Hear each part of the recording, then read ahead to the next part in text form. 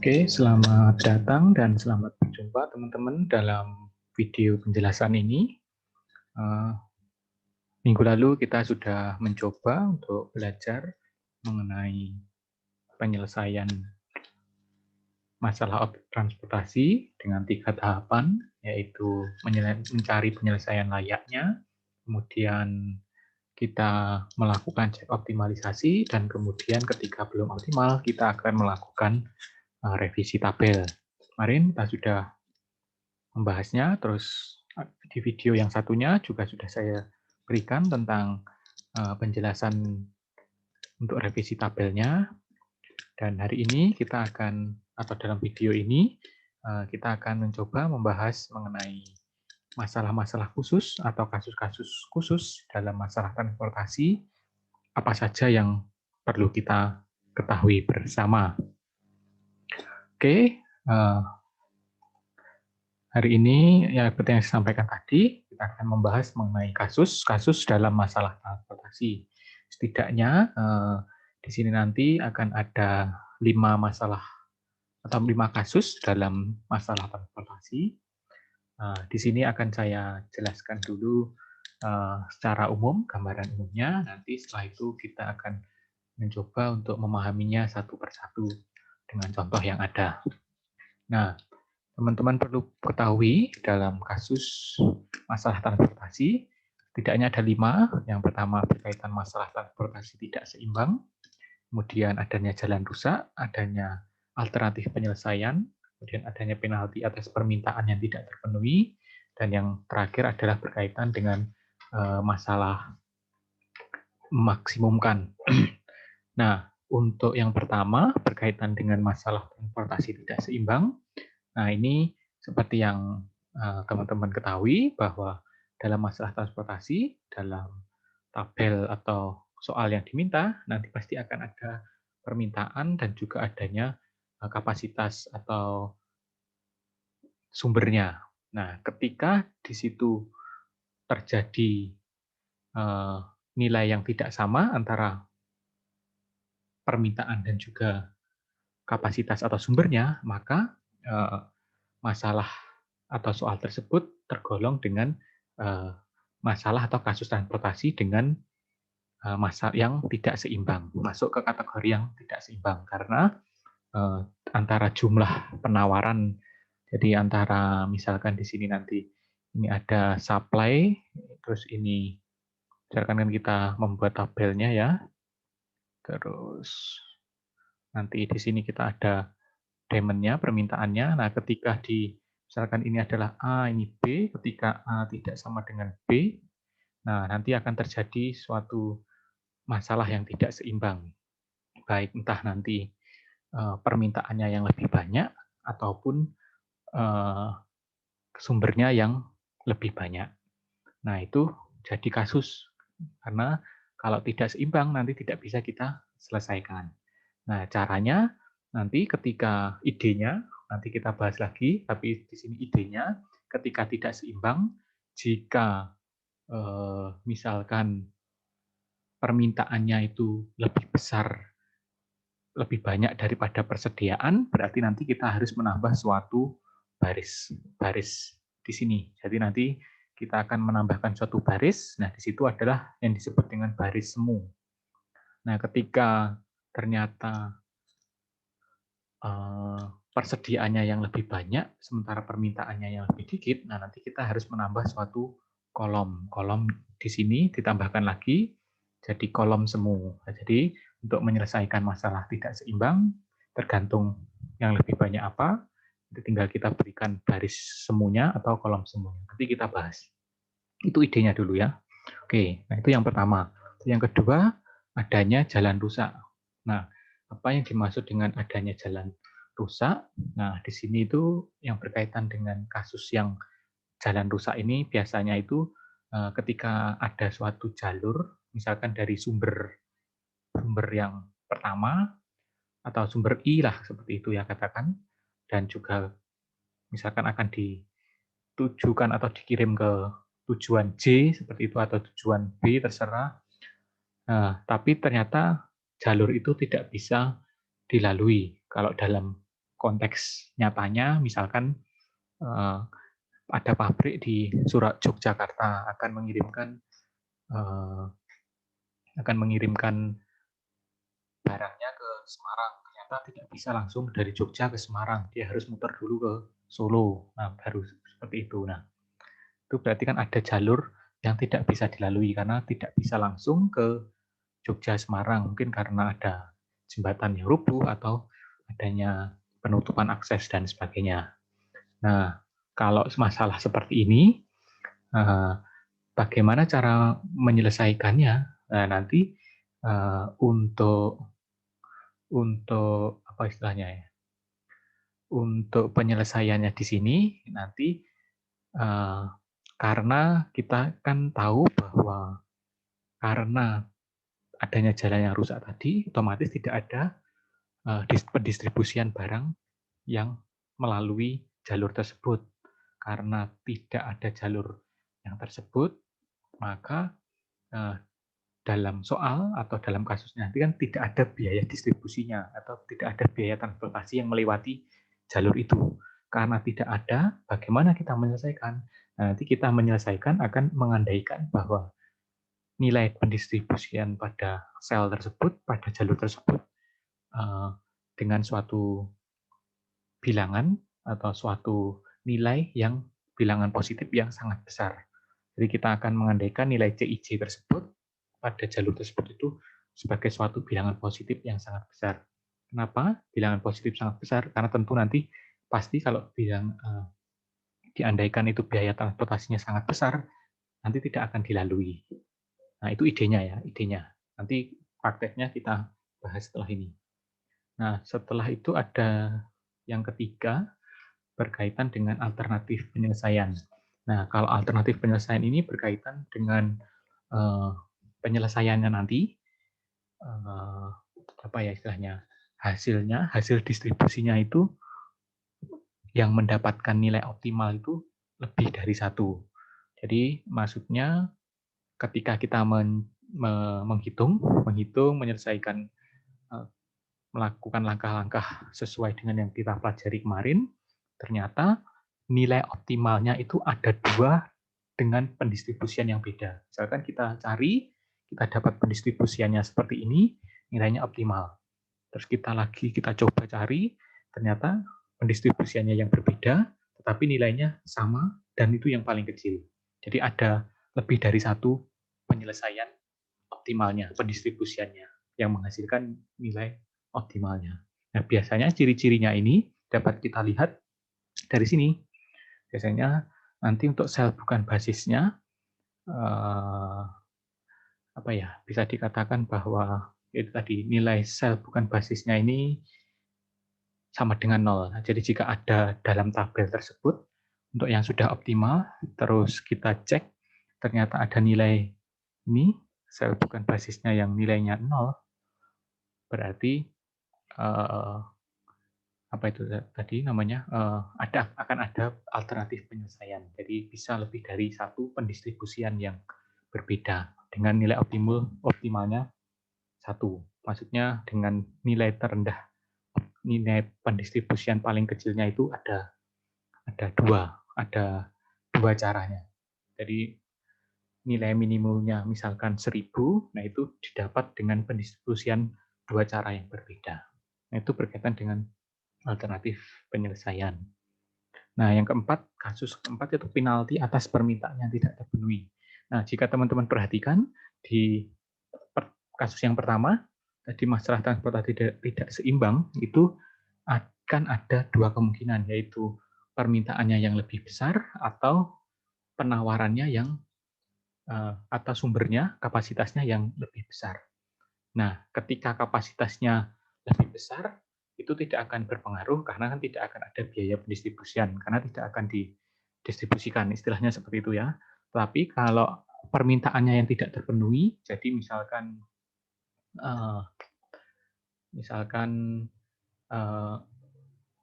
permintaannya itu lebih besar, berarti untuk yang keempat ini permintaannya jadinya lebih besar daripada kapasitasnya.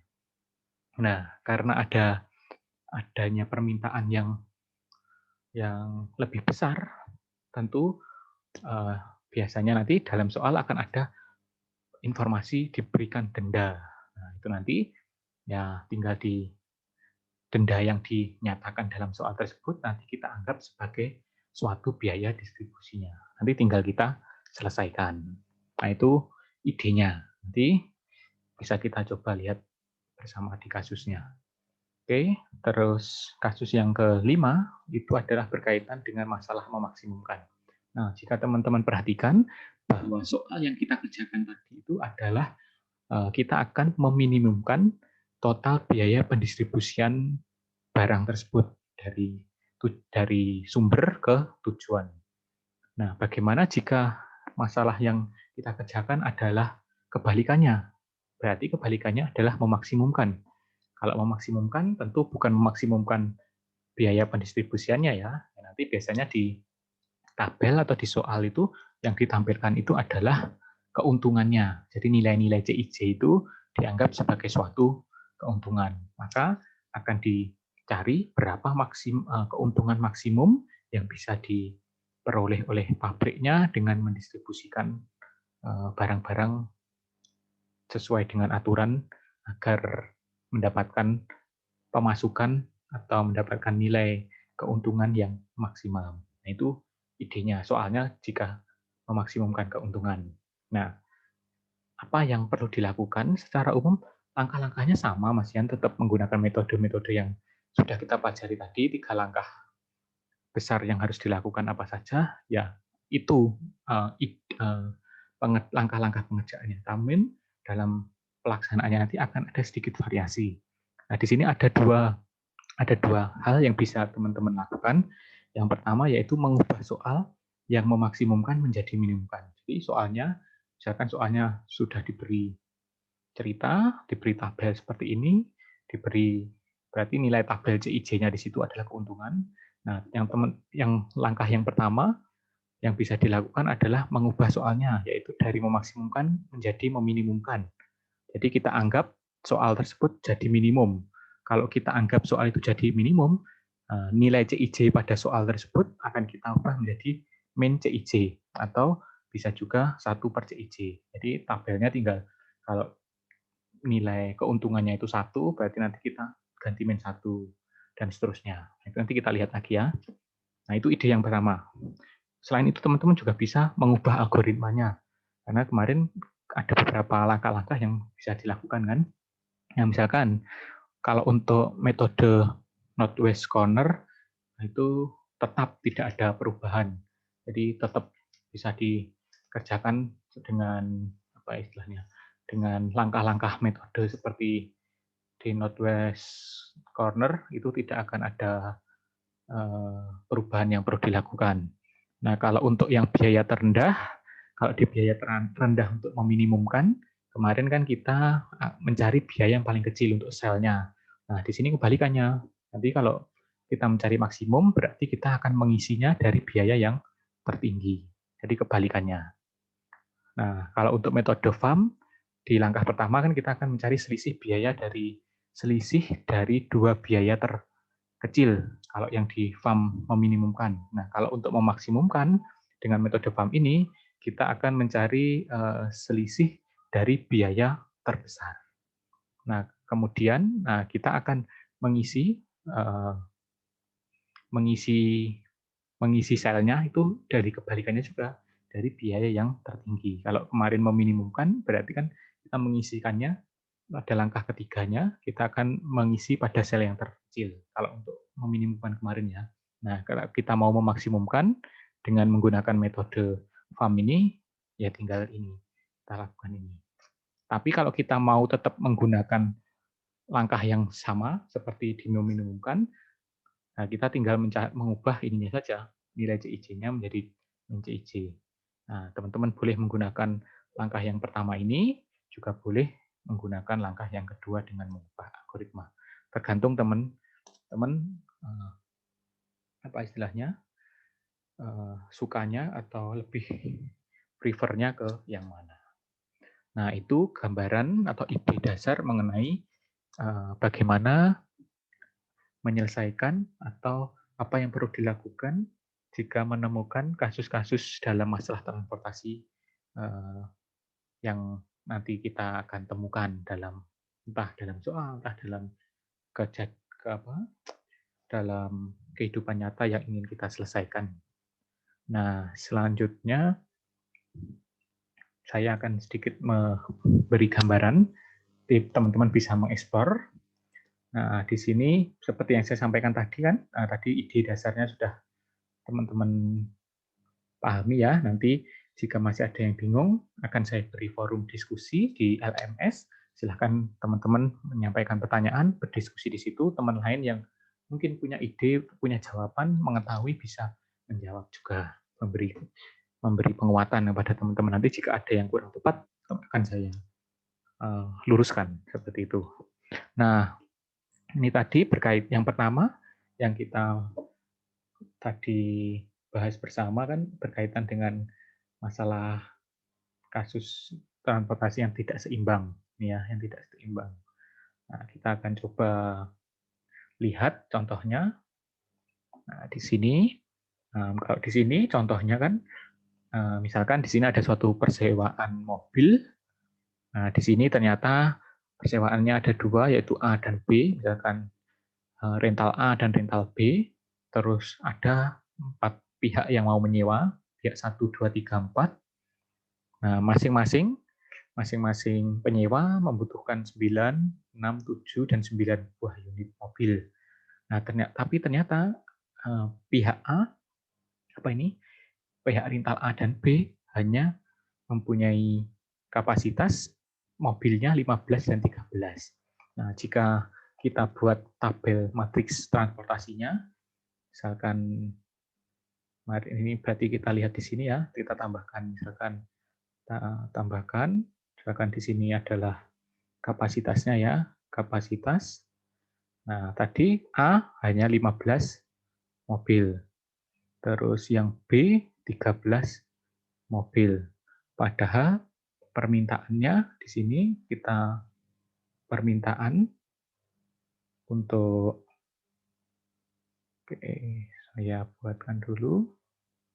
Nah, padahal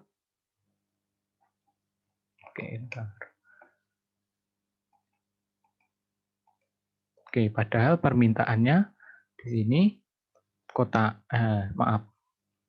penyewa 1 itu membutuhkan 9 mobil, penyewa 2 membutuhkan 6 mobil, penyewa 3 membutuhkan 7, dan penyewa 4 membutuhkan 9.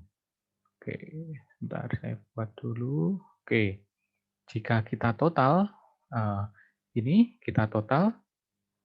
permintaannya berarti ada 31. Sementara kapasitasnya hanya 28. Nah, ketika kita lihat, berarti ini permintaan dan kapasitas tidak seimbang, lebih banyak permintaan. Maka dari itu, seperti yang ide awal, kita akan menambahkan, karena kalau ini kebanyakan permintaan, berarti kita akan menambahkan kapasitas. Berapa yang kita butuhkan, berarti kan kita akan menambahkan 3 mobil lagi. Nah, kita tambahkan 3 mobil lagi agar seimbang jadi 31. Nah, karena kita tambahkan 3 di sini, berarti kita harus menambahkan baris lagi. Misalkan di sini ada rental C star ya. Misalkan C star ini adalah rental baru C star. Dengan baris ketiga di sini kita sebut ini adalah sebagai baris semu. Nah, bagaimana kita bisa mengisikan nilainya? Nah, kita isikan biaya sewanya, rentalnya 0, 0, 0, 0. Kita beri nilai 0 semua. Kenapa kita beri 0 semua? Ya karena sebenarnya tidak ada yang menyewa di rental C ini. Makanya kita anggap ini sebagai baris semu agar kita bisa menyelesaikan soal ini, agar kita bisa menentukan penyelesaian awalnya, agar kita bisa mengecek cek optimalisasinya dan nanti mendapatkan nilai optimalnya. Kalau sudah kita dapatkan tabel seperti ini, ya sudah, kita bisa menyelesaikannya, teman-teman bisa menggunakan farm, bisa menggunakan apa? Bisa menggunakan farm, bisa menggunakan barat laut, sudut barat laut, terus bisa menggunakan biaya terendah. Nah, itu idenya, tinggal langkahnya nanti pengerjaannya sama. Begitu ya, teman-teman.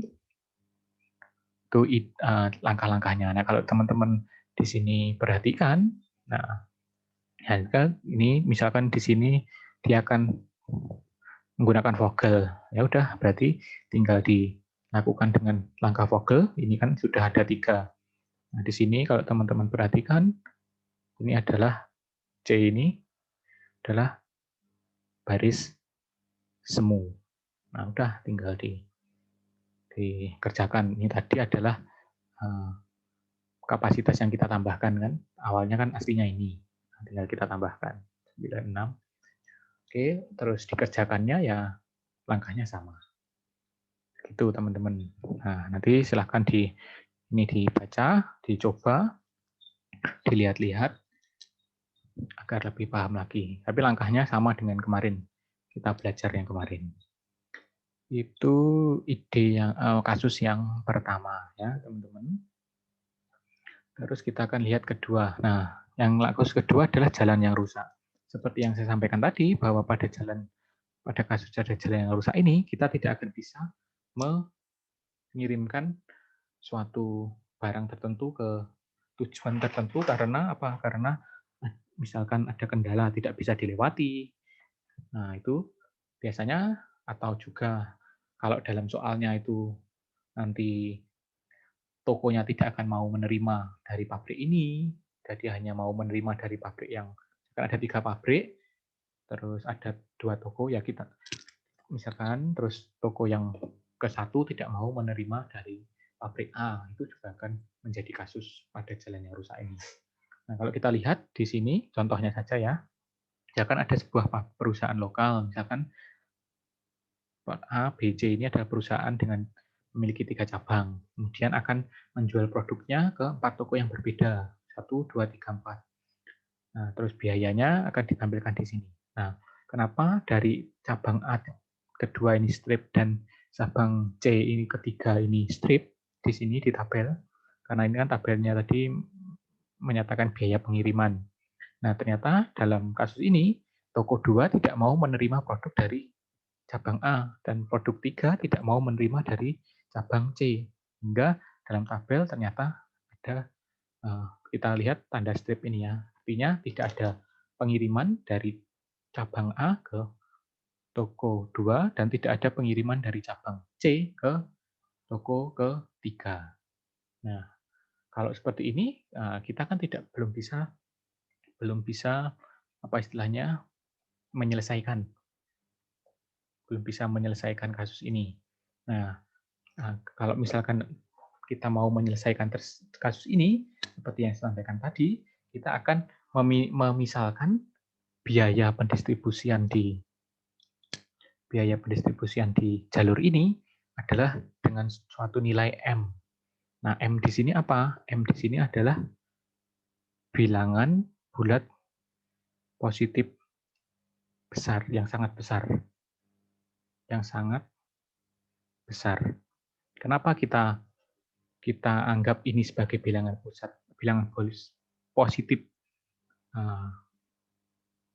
yang sangat besar? Karena dengan asumsi bahwa jika itu distribusinya sangat besar, biayanya sangat besar, otomatis kan tidak akan dipilih. Kenapa tidak akan dipilih? Karena kan ya akan jadi menghasilkan total biaya yang sangat besar pula kan.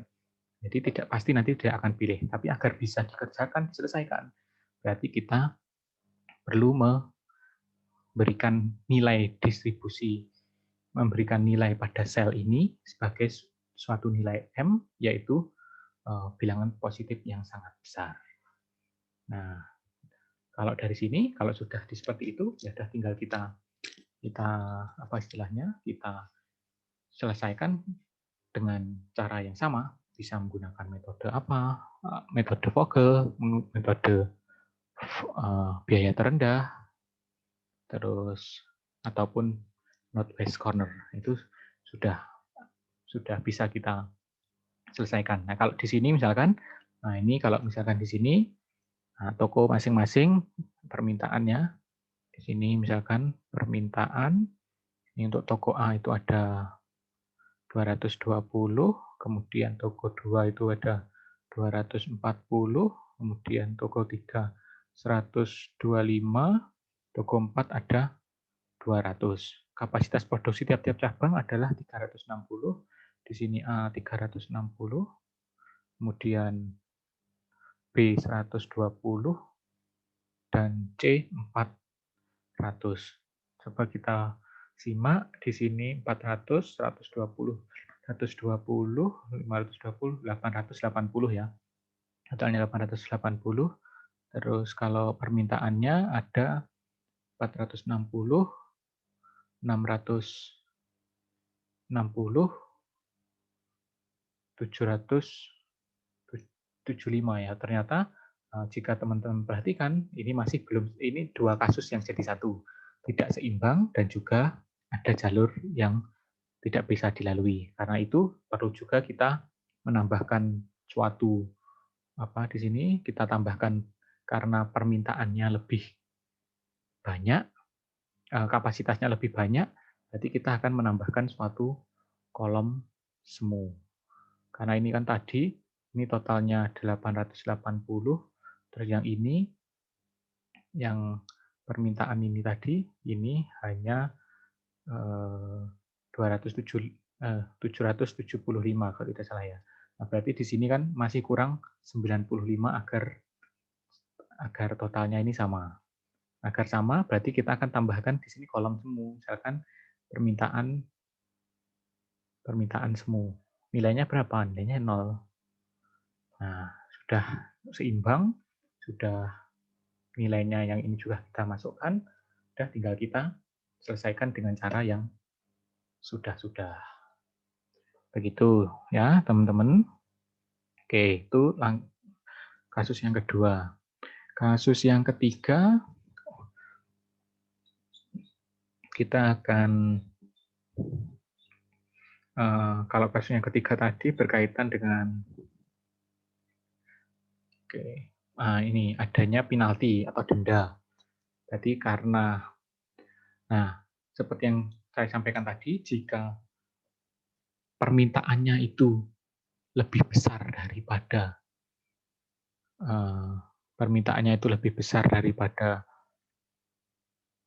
kapasitas, sehingga sumbernya atau kapasitasnya itu tidak bisa mengirim, itu biasanya nanti akan ada denda. Misalkan dalam kasusnya, jika tidak bisa mengirim, akan diberi denda sekian. Nah, itu nanti masuk ke kasus yang ini. Nah, kalau di sini kita misalkan, contohnya ada suatu pabrik dari suatu barang seperti itu yang memiliki 3 sumber dan juga 3 tujuan. Terus kemudian disampaikan juga bahwa di sini disampaikan juga akibat tidak dipenuhinya permintaan 1, 2, dan 3, dendanya akan mendapatkan misalkan 5, 3, dan 2. Misalkan ini hitungannya juta atau rupiah tentang uang seperti itu ya, tentang kerugian seperti itu ya. Nah, kalau kita lihat di sini, bentar ya, kan dulu. Misalnya ini tadi kan sumber 1, ini sumber 2, ini sumber 3. Ini tujuan 1, tujuan 2, tujuan 3. Nah, awalnya kan seperti ini. Terus ini total pendistribusiannya 80, berarti 105. Terus ini permintaannya 70, 5, 20, dan 50. Berarti ada 145. Betul ya? Betul. Nah, permintaannya ada 145, ternyata kapasitasnya hanya 105. Nah, di sini disampaikan bahwa karena tidak memenuhi permintaan, maka nanti akan ada denda 5 untuk tujuan 1, denda 3 untuk ke tujuan 2, dan denda 2 untuk ke tujuan 3. Jadi kita akan bisa membuat tabel lagi, kita tambahkan jadi baris baru, baris keempat. Jadi di sini misalkan S1, S2, S3. Oke. Oke. Nah, di sini ada T1, terus kita ada T2, dan ada T3. Di sini suplainya. Oke.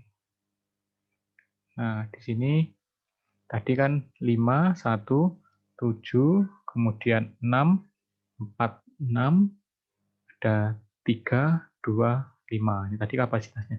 10, 80, kemudian 15. Nah, di sini tadi ada 75. Oke, ada 75, 20, dan 50. Tuh kan? Nah, ternyata ini tadi lebih banyak harus membutuhkan lagi 40. Nah, berarti kita kan menambahkan 40 untuk sumber. Nah, di sini berarti S4. S4 sumber keempat, ini sebagai semu juga. Berapa nilainya? Nah, nilainya ya dari tadi. 5, 3, 2. Nah, setelah ini tinggal bisa kita kerjakan dari tabel ini, bisa kita kerjakan sesuai dengan langkah-langkah yang sudah kita pelajari.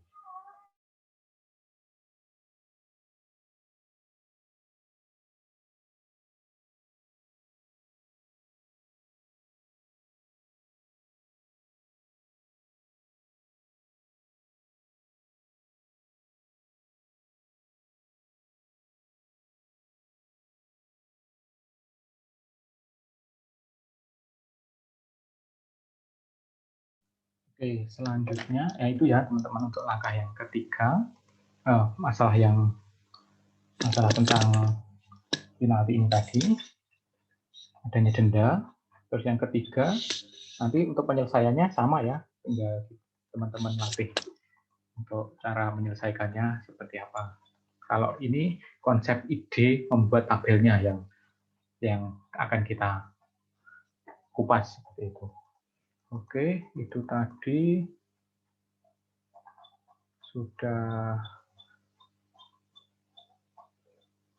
Oke, ntar saya cek dulu. Memang perlu, kalau untuk seperti ini, harus banyak latihan mencoba agar nanti bisa mencoba untuk menemukan langkah-langkahnya, penyelesaiannya dengan tepat. Nah, biasanya yang harus terlatih itu pada membuat revisi tabel, jika belum optimal, itu yang akan banyak dituntut ketelitiannya. Oke, nah selanjutnya itu berkaitan dengan masalah memaksimumkan. Seperti yang saya sampaikan tadi, kalau untuk memaksimumkan ada dua langkah yang bisa kita lakukan, yaitu mengubah soal menjadi meminimumkan, yaitu dengan cara ini, kita bisa mengubah nilai CIJ-nya menjadi min CIJ, atau CIJ-nya itu kita ubah jadi 1/CIJ. Jadi nilai CIJ baru, CIJ aksen, kita anggap CIJ aksen sebagai min CIJ. Itu yang pertama, bisa kita lakukan seperti itu, atau juga bisa kita juga lakukan dengan mengubah algoritmanya. Nah, seperti yang saya sampaikan tadi.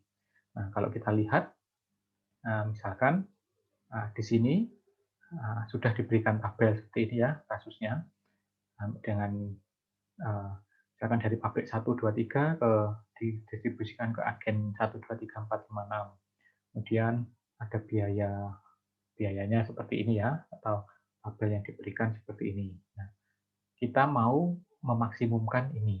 Fungsi tujuannya adalah mau memaksimumkan ini. Ada dua langkah tadi. Yang pertama kita akan membuat, kalau kita mau membuat nilai CIJ aksen itu sebagai min CIJ, berarti kita tinggal mengubah nilai CIJ-nya ini. Jadi min 7, min 11, min 6, min 7, min 5, 0, ini jadi positif, minus, minus, minus, terus minus, minus juga. Nah, setelah kita ubah seperti ini, ya kita selesaikan dengan langkah-langkah Ada FAM, bisa, terus NWCR itu bisa, biaya terkecil bisa. Itu bisa seperti itu.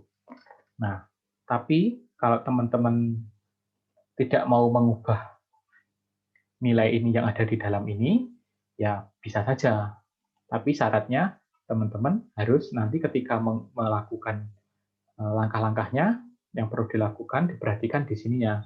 Ketika mau menyelesaikan visible awal, kalau pakai sudut barat laut tidak ada perubahan, kalau menggunakan biaya terendah yang dirubah, yang diisi adalah sel tertingginya, kalau metode Vogel berarti langkah pertamanya itu 2 sel terbesar, selisih 2 sel terbesar, langkah ketiganya diisi pada biaya yang terbesar. Itu kalau mengubah algoritmanya.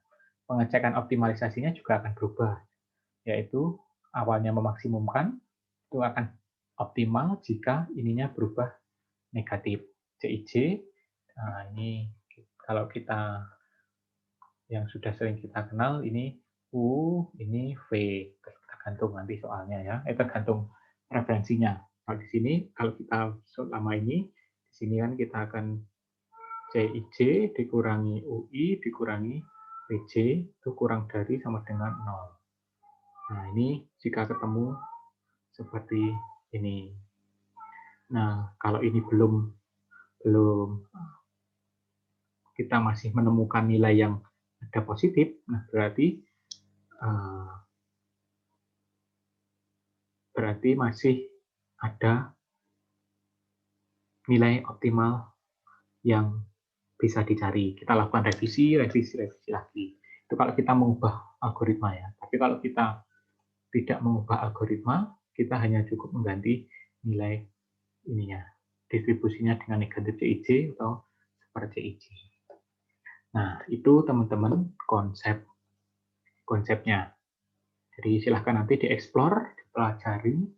Nah, di video ini idenya di situ, nanti aktivitas secara mandiri lebih banyak teman-teman lakukan. Nah, setelah itu nanti di sini ada 3 latihan. Ini silahkan dikerjakan, nanti dicoba-coba. Jika ada kesulitan nanti bisa didiskusikan di forum. Ini juga silahkan dicoba, didiskusikan. Terus, nah ini adalah sebagai tugas. Untuk yang ini nanti silahkan untuk yang tugas ini silahkan nanti dikumpulkan maksimal minggu depan, pertemuan selanjutnya di minggu terserah teman-teman mau mengerjakannya kapan, tapi batas waktunya adalah pertemuan minggu depan. Silakan dicoba, dipahami soalnya, apa yang diminta. Boleh menggunakan POM-QM sebagai panduannya, tapi harus ada langkah-langkah yang ditunjukkan untuk mendapatkan nilai dengan POM-QM itu. Begitu teman-teman. Oke. Nanti silakan jika ada pertanyaan bisa disampaikan di forum diskusi di LMS. Nah, untuk video yang saya berikan ini saya rasa cukup sampai di sini. Terima kasih dan selamat untuk mencoba.